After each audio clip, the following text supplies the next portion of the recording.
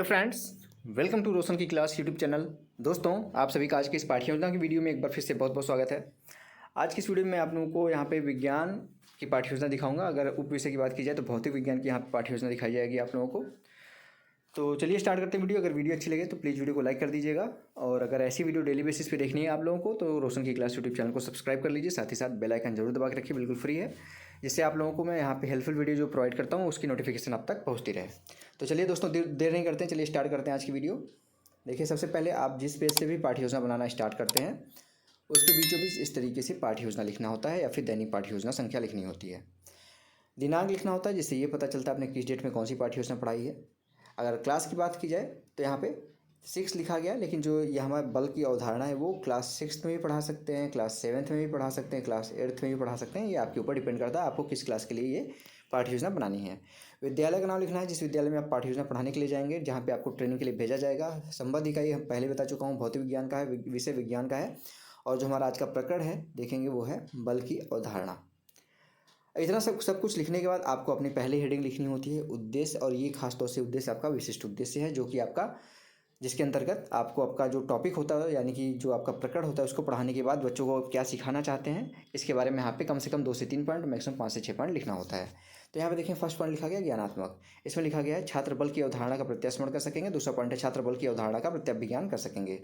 Second heading है अवबोध। इसमें लिखा गया छात्र बल की अवधारणा की व्याख्या कर सकेंगे। दूसरा पॉइंट है छात्र बल की अवधारणा को समझ सकेंगे। तीसरा हेडिंग है ज्ञानोपयोग। इसमें लिखा गया छात्र बल की अवधारणा से संबंधित ज्ञान का उपयोग उच्च अध्ययन में कर सकेंगे। दूसरा पॉइंट है छात्र बल की अवधारणा का दैनिक जीवन की नवीन परिस्थितियों में उपयोग कर सकेंगे।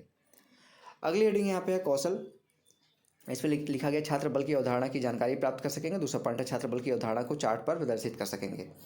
पांचवा हेडिंग है यहाँ पे अभिरुचि। इसमें देखिए लिखा गया छात्र बल की अवधारणा के बारे में जानने में रुचि लेंगे। दूसरा पॉइंट है छात्र बल की अवधारणा के विषय में विचार विमर्श करने में रुचि ले सकेंगे। अगली हेडिंग यहाँ पे छठवीं हेडिंग अविरत। इसमें लिखा गया छात्र बल की अवधारणा के प्रति सकारात्मक दृष्टिकोण उत्पन्न कर सकेंगे। ये हो गया आपका विशिष्ट उद्देश्य के 6 पॉइंट।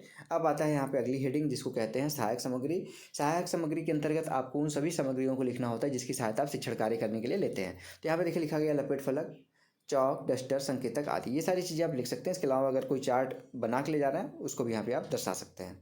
शिक्षण विधि और प्रविधि है, व्याख्यान विधि और प्रश्नोत्तर प्रविधि है। यहाँ पे प्रश्नोत्तर को प्रविधि कर लीजिएगा, ठीक है। पूर्व ज्ञान है। पूर्व ज्ञान में लिखा गया है छात्र बल के बारे में सामान्य जानकारी रखते हैं। अब आता है पाठ का सबसे इंपॉर्टेंट हेडिंग, जिसको कहते हैं पाठ प्रस्तावना। इसको 3 कॉलम में यहाँ पे डिवाइड करना होता है। सीरियल नंबर यानी कि क्रम संख्या लिखिए, छात्राध्यापक क्रिया, छात्र क्रिया। बच्चों से प्रश्न पूछेंगे छात्राध्यापक यानी कि आप, और बच्चे उसका आंसर देने का प्रयास करेंगे। कम से कम 3 प्रश्न पूछ के अपना प्रकरण निकलवा सकते हैं। ज़्यादा से ज़्यादा 5 से 6 प्रश्न पूछा जा सकता है अपना प्रकरण निकलवाने के लिए। तो यहाँ पे देखिए पहला है प्रश्न, कुएं से पानी निकालने हैं तो किसका प्रयोग किया जाता है? बच्चे बोलेंगे रस्सी का। दूसरा प्रश्न है रस्सी किस युक्ति से पर बंधी होती है? बच्चे बोलेंगे घिरनी पर।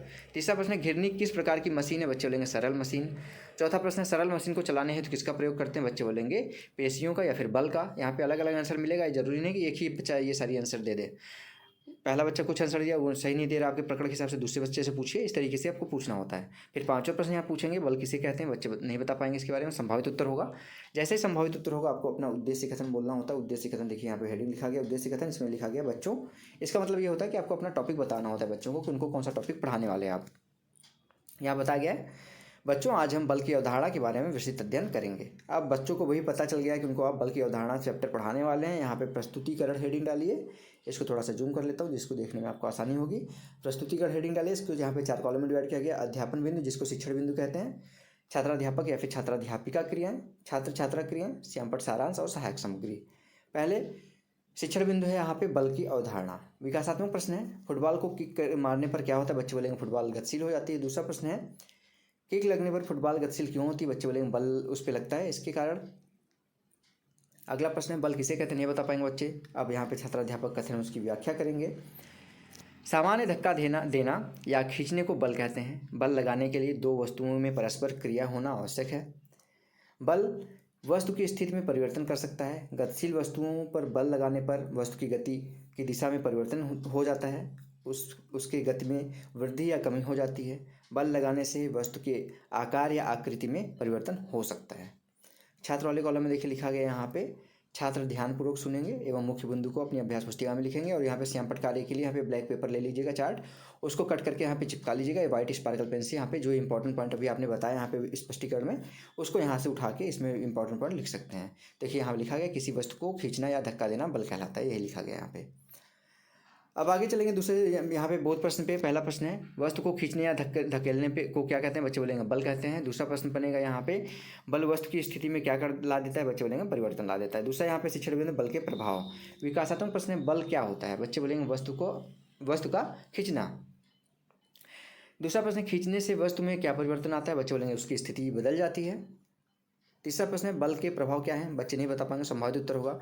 अब स्पष्टीकरण कर देंगे यहाँ पे छात्र अध्यापक कथन में, बल लगाने पर वस्तु की स्थिति में परिवर्तन आ जाता है। गति की दिशा में बल लगाने पर उसकी गति में वृद्धि हो जाती है या फिर कमी आ जाती है अगर उसको रोकेंगे तो, तथा उसकी गति में विपरीत दिशा में अगर लगाएंगे तो उसमें बल लगाने पर गति में कमी आ जाती है। बल द्वारा गतिशील वस्तुओं की दिशा में परिवर्तन किया जा सकता है। छात्र वाले कॉलम में सेम चीज लिखा गया है, छात्र ध्यानपूर्वक सुनेंगे एवं नोटबुक में उसको नोट करेंगे। श्यामपट्ट पे इस तरीके से मत लिखिएगा, काला पेपर जरूर चिपका लीजिएगा। बल लगाने पर वस्तु की स्थिति में परिवर्तन आ जाता है। ठीक, अब आगे बढ़ते हैं, फिर से बहुत प्रश्न आता है यहाँ पे, बल का एक प्रभाव बताइए, बच्चे बोलेंगे वस्तु की गति में की दिशा में परिवर्तन।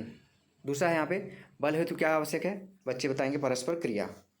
अब इसके बाद आगे बढ़ते हैं, देखिए यहाँ पे बहुत प्रश्न का यहाँ पे समाप्त होता है। अगला यहाँ पे शिक्षण बिंदु आता है तीसरा, बल का मात्रक। विकासात्मक प्रश्न है फिर से, गुरुत्वाकर्षण बल की खोज किसने की, बच्चे बोलेंगे न्यूटन ने। दूसरा प्रश्न है गुरुत्वाकर्षण बल किसके द्वारा लगाया जाता है, बच्चे बोलेंगे पृथ्वी द्वारा। तीसरा प्रश्न बल का मात्रक क्या है, नहीं बता पाएंगे बच्चे, संभावित उत्तर होगा यहाँ पे, बच्चे इसके बारे में नहीं पढ़े हैं तो नहीं बता पाएंगे।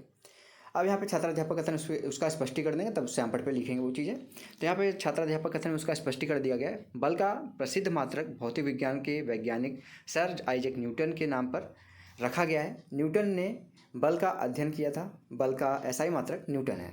बहुत आसान है, न्यूटन के नाम से।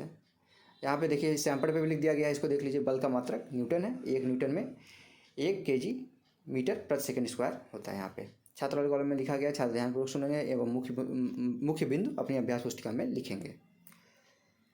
फिर से बहुत प्रश्न आता है यहाँ पे, बल का अध्ययन किस वैज्ञानिक द्वारा किया गया था, बच्चे बोलेंगे न्यूटन द्वारा।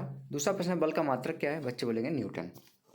आगे बढ़ते हैं, देखिए यहाँ पे पुनरावृत्ति एवं मूल्यांकन प्रश्न आता है। यहाँ पे आपका प्रस्तुतिकरण समाप्त होता है, अब मूल्यांकन और पुनरावृत्ति प्रश्न एक ही यहाँ पे कर दिया गया है, इसको ध्यानपूर्वक देख लीजिएगा। पहला प्रश्न है यहाँ पे ऑप्शनल है, धक्का देना क्या कहलाता है, आप सभी को पता है, बल कहलाता है। दूसरा प्रश्न है फुटबॉल को, यहाँ पे फिल इन द ब्लैंक्स है, फुटबॉल को किक मारने पर वह डैश डैश डैश हो जाता है तो गतिशील हो जाता है। तीसरा प्रश्न है बल वस्तु की स्थिति में परिवर्तन कर सकता है, ये ट्रू है या फॉल्स है, आप सभी को पता है, बल जो होता है वो वस्तु की स्थिति में परिवर्तन कर सकता है तो ये ट्रू हो जाएगा। चौथा प्रश्न है बल का मात्रक, अभी आपको पता है, बच्चों से आप पूछेंगे तो आपको पता होना चाहिए, न्यूटन है। अब लास्ट हेडिंग आता है यहाँ पे गृह कार्य यानी कि होमवर्क।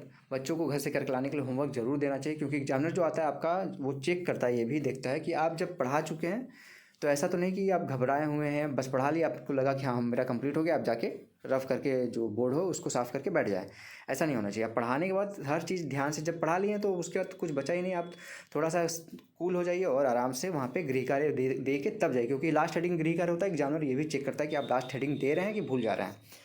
तो यहाँ पे गृह कार्य में देखिए एक प्रश्न दिया गया है, बल के प्रभाव लिखिए, या फिर लिख के ले आइए, इस तरीके से बोल दीजिएगा। तो ये था दोस्तों आज का लेसन प्लान। आशा करता हूँ आप लोगों को आज का लेसन प्लान पसंद आया, आप लोगों को हेल्पफुल लगा हो ये वीडियो। अगर अच्छी लगी वीडियो तो रोशन की क्लास यूट्यूब चैनल को सब्सक्राइब कर लीजिएगा, और ऐसी वीडियो डेली बेसिस पे देखने के लिए बेल आइकन जरूर दबा के रखिएगा, जिससे मैं आप लोगों की हेल्प के लिए कोई वीडियो यहाँ पे शिक्षा जगत से जुड़े हुए यहाँ पे मैं डेली बेसिस पे कुछ न कुछ आप लोगों के लिए प्रोवाइड करता रहता हूँ कंटेंट, तो आप लोग को लाभ जरूर मिलने वाला है इस चैनल से। तो चैनल को सब्सक्राइब करके रखिए, साथ ही साथ बेल आइकन जरूर दबा के रखिए। अगर वीडियो अच्छी लगी तो प्लीज़ वीडियो को लाइक भी जरूर कर दीजिएगा। तो दोस्तों मिलते हैं नेक्स्ट वीडियो में, तब तक के लिए। और हाँ एक चीज़ और बता दूँ, इस वीडियो के अगर आप लोगों को पीडीएफ चाहिए तो आपको टेलीग्राम चैनल पे, रोशन की क्लास टेलीग्राम चैनल पे जाके मिल जाएगा। बहुत लोग लिंक मांगते हैं टेलीग्राम का, तो सिर्फ जाइएगा टेलीग्राम पे, रोशन की क्लास डालिएगा, वहाँ पे 1300-1400 सब्सक्राइबर वहाँ पे मिलेंगे, फॉलोअर्स, उस चैनल पे जाइएगा, आप लोगों को वहाँ पे इसका पीडीएफ बिल्कुल फ्री में प्रोवाइड कर दिया जाता है। तो स्टूडेंट्स मिलते हैं नेक्स्ट वीडियो में, तब तक के लिए आप सभी का बहुत बहुत धन्यवाद। जय हिंद, वंदे मातरम।